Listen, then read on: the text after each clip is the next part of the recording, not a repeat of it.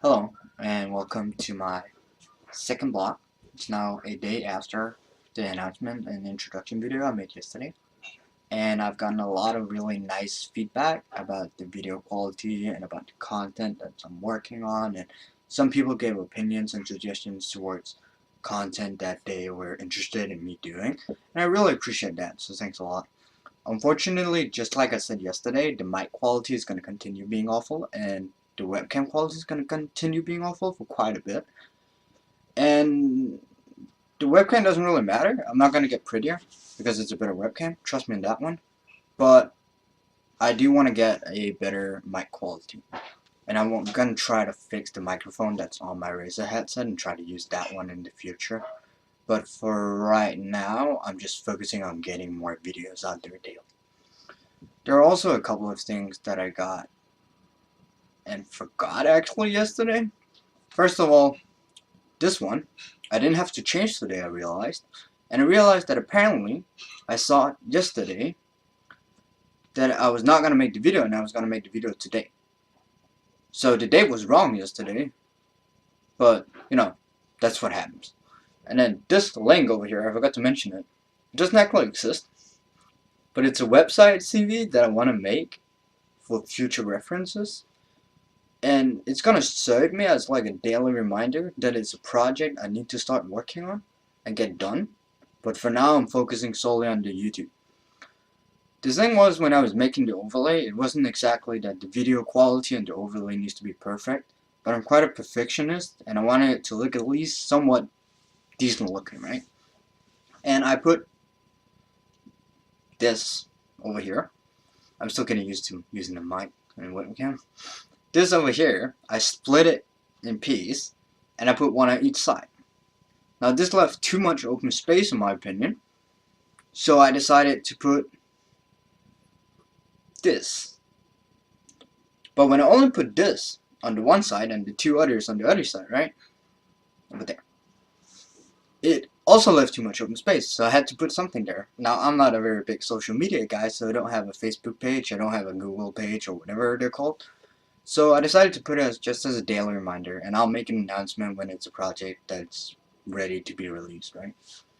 Now, what I wanted to talk about today was my journey from the beginning of Heroes of Storm and my first real professional team that I've been on, which was Team-Dignitas, as I explained yesterday. For the people that might not remember, I'll say the names of the players again. It was Chris, Norok, Blood Dragon, Tumsy, and Link. Now, three of these players are still in the Heroes of Storm scene. Blood Dragon have now retired, and he's doing university. He might be done with it. I haven't spoken with him in a while. And I think Tumsy is in the Valorite scene, or working for alternate addicts. I don't remember. I'll have to follow up that. But Chris and Nerd are in the European scene, and they recently qualified for the HGC. Chris was playing for Team Liquid for a real long time and doing well. And he's now have grown to be a successful streamer and personality in the community. So I'm really happy for him. Nurik is on Misfits and have done really well for a real long time. Those guys I'm really interested in as a team because they not just allowed me to go to bring Soul Championships with them. As acting manager, I wasn't doing much, but they're also one of the few teams where I think the whole process of making the team and becoming a better team was done in a really excellent way. It's a topic I'd like to discuss later, even though I don't know much about the team. But starting with Team-Dignitas, I was 17 years old.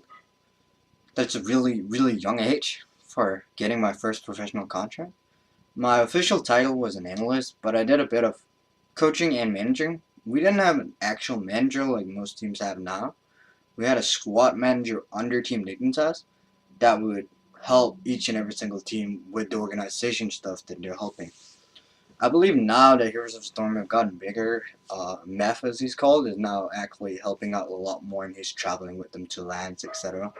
But back then Heroes of Storm was pretty small. We were in like closed beta, and you didn't have many tournaments, but still everyone was looking towards the future. They're looking towards making it to the big scales. So in a year or two, or maybe a year or two from now, when Heroes of the Storm is hopefully a lot bigger and there's a lot more money, people wanted to win that. So they were really just investing their time into Heroes of the Storm. And I just came from Dawngate, which I don't want to speak much about on this channel. But since that was shut down and I went to Heroes of Storm, I played for about 3-4 weeks trying to make a team with a couple of my really good friends and a coach that's now coaching in the scene. And we tried it and it didn't really work, you know, completely new players, you were getting used to the game, I was just getting back into the whole competitive aspect. And we kind of broke up the team. And I happened to see a application form from Chris in the looking for a team chat. And I was like, you know, I've never done coaching or analyzing, but it's an opportunity for me to do something new and get that first professional team on the CV, right?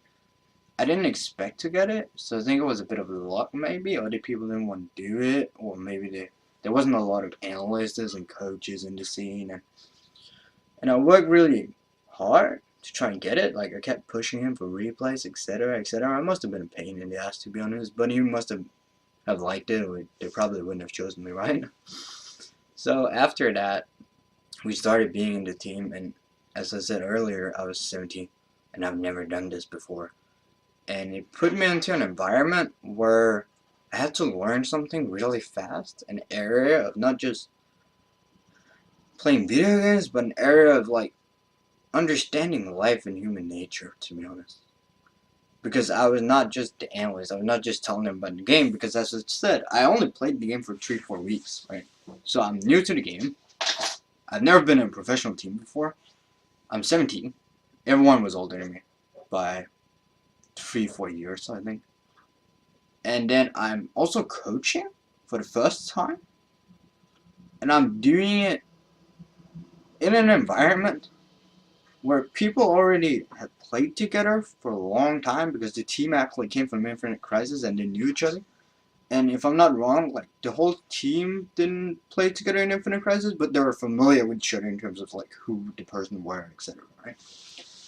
And that means that when I came there were certain habits and certain structure in the team that I've obviously never seen a real structure before at that point, but I could see that it wasn't very optimized. So that was like my first step towards improvement, was realizing how we can make a better structure, how we can help making a better training environment for all the players. And I quickly forced myself into learning a lot of different things by reading a lot of different books to them. I'm not a guy that appreciates reading books, and I really hate reading, but when it's a subject that matters to me, I'll read a lot of books. And when I started reading the books, I started experimenting with what was the best for the team. I had to get familiar with the players, and they're all really good guys. In these videos I'm making right now for the next couple of days about other teams, etc., it's not really about telling you, you know, oh, this guy, he's such an ass, or this guy behaves in this way. It's more about how I learned from this experience and how hopefully you can learn from this experience, right? Now, we did a roster swap pretty quick because they realized that some of the players on the team weren't exactly performing well. And that was a mix of him, you know, not being motivated, playing another video game maybe, or maybe he didn't like the game, or something in real life for him was making it a struggle to play with him. And that's something I had experienced before in Dongate by being in a competitive team as a player, but suddenly having to make the decision as a person in power, a person that was coaching or managing. It was a whole other switch for me, you know, but it made me realize, you know, this is a professional environment. If you're not good enough, you're going to get cut. It's the same for me. If I weren't good enough, if I weren't rapidly improving my abilities to be able to not just coach, but to be able to analyze and strategically plan stuff in the game, I was also going to get kicked, right? And the thing about putting myself in that environment is the best thing I've ever done for some reason, even though, like, it might have been really stressful for me back then. But that was really what got me into the whole Heroes of Storm, and it's what got me into coaching, and it's what got me to where I am right now. Because if I never got into Dignitas, so I actually owe the players a lot. If I never got into Dignitas, I would never have gotten into Nihilum. If I never got into Nihilum, I would never have been accepted into Wolves. And so on, right? So it was a whole mess. And to be honest, I made a lot of mistakes when I look back. There was a lot of things that happened wrong. There was a lot of things I didn't know about that I could have done better.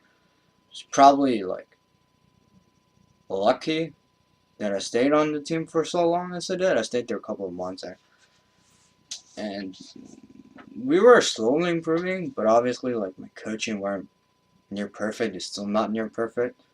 But there was things that I regret and things that I couldn't have done better. I don't regret that I got kicked. Me and Chris had a conversation where I was like, okay, if this is what's going to happen, I was in high school or trying to be high school. I was 17 years old and I had the opportunity of my life was what I thought, and I didn't really do school. So I was actually focusing all my time into it, and what I got told was you need to focus even more time into it, and I was kind of like, that's not possible. And so I parted ways with Team-Dignitas, and I became free agent. Now 2 weeks after that I kind of quit or got kicked, the team disbanded. So I kind of blame myself that if I had done a better job, if I had known more back then maybe I would have responded better, and maybe we would have stayed together for a longer time, and they would have had a better shot. Some of these players that are now retired, and also players that are still in the scene, even though they're really successful now. I also think that not just making mistakes there was good, but experimenting with it. Because for me, it was not just getting used to a new culture. I think we were 4 Germans, which I'm not extremely familiar with. But it was a new culture for me, right?